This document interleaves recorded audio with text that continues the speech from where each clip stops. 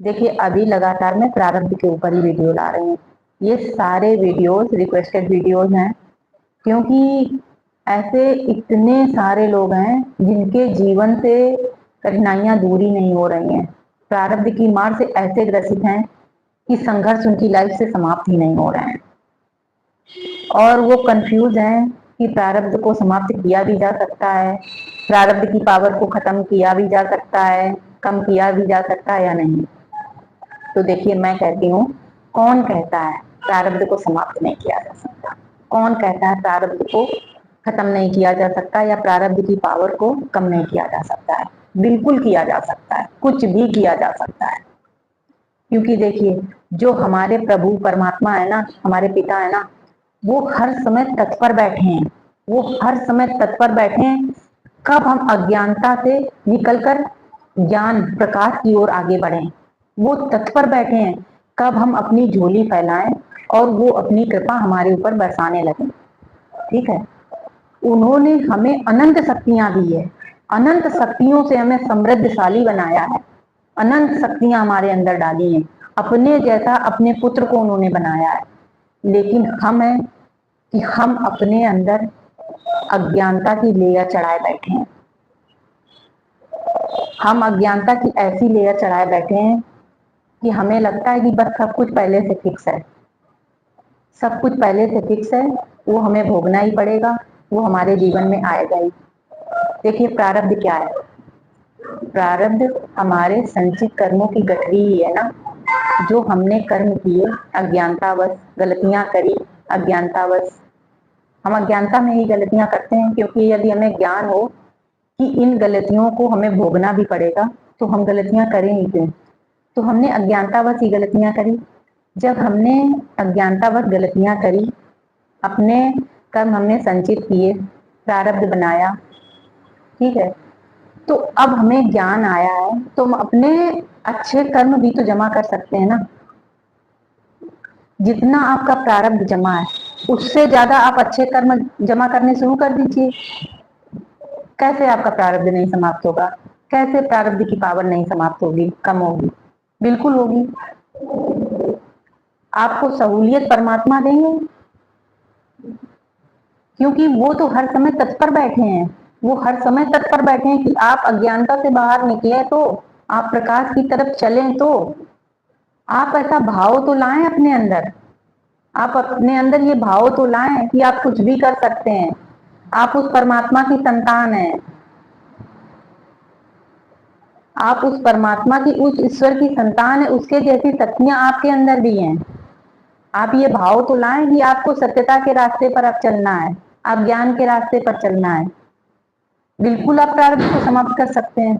देखिए law of Karma क्या कहता है? यही कहता है ना, जैसा करोगे वैसा भरोगे, जो बोगे वो काटोगे। तो ठीक है, हमने गलतियां करी, प्रारब्ध इकट्ठा किया, ठीक है, अब हमारे पास आ रहा है वो, तो अब हमारे पास ज्ञान है तो हम अच्छे कर्म करके अपने अच्छे कर्मों को इतना बढ़ा सकते हैं कि प्रारब्ध हमारा दब जाए, कम पड़ जाए। बस इसके लिए पुरुषार्थ करना पड़ेगा, अच्छे कर्म करने पड़ेंगे, सत्यता के मार्ग पर चलना पड़ेगा, पुरुषार्थ करना पड़ेगा, ईश्वर के बताए रास्ते पर चलना पड़ेगा। प्रारब्ध आएगा, बिल्कुल आएगा आपकी लाइफ में, क्योंकि लॉ ऑफ कर्मा यही कहता है, कर्म सिद्धांत को टाला नहीं जा सकता है, प्रारब्ध बिल्कुल आएगा। लेकिन ऐसे प्रारब्ध आएगा कि आपको पता भी नहीं चलेगा कब प्रारब्ध आया आपकी लाइफ में और कब आपकी लाइफ से होकर चला भी गया। जब आप अपने अच्छे कर्मों की गठरी इतनी बड़ी कर देंगे, अपने अच्छे कर्म इतने आप बढ़ा देंगे कि प्रारब्ध आपका छोटा पड़ जाएगा। मान लीजिए 1 किलो प्रारब्ध आपके पास जमा है, संचित कर्म आपके 1 किलो जमा है, लेकिन आप 100 किलो अपने अच्छे कर्म जमा कर देंगे प्रेजेंट टाइम पे, तो प्रारब्ध कहाँ आया कहाँ गया पता ही नहीं चलेगा। उदाहरण के तौर पर समझिए, आपके प्रारब्ध में था कि आपका बहुत बड़ा एक्सीडेंट होने वाला है। बहुत बड़े एक्सीडेंट का क्या मतलब है? कुछ भी आपके साथ हो सकता था, आपके हाथ पैर टूट जाते, कुछ भी हो जाता आपको, ठीक है, लेकिन आपने प्रेजेंट टाइम में इतने अच्छे कर्म किए, आपके इतने अच्छे कर्म जमा हो गए कि आपका एक्सीडेंट तो हुआ, ठीक है, लेकिन ऐसे हुआ कि आपको पता ही नहीं चला।